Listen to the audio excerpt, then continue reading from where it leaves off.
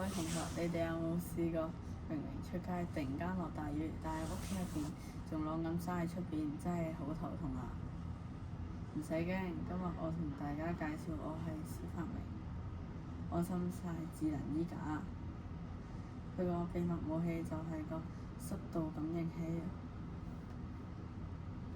好似一個迷你天氣站咁，一滴雨水都唔會走漏眼㗎。一偵測到落雨就會即刻透過 WiFi 聲，佢哋嘅手機就會通知你：喂，落雨啦，快啲收衫啦！最厲害嘅係呢，就算你喺學校或者街呢，都可以用手機遙控打開遮雨傘嚟遮住嗰啲衫，然後呢，就可以快啲返屋企啦。呢個發明呢，就係想話俾大家知，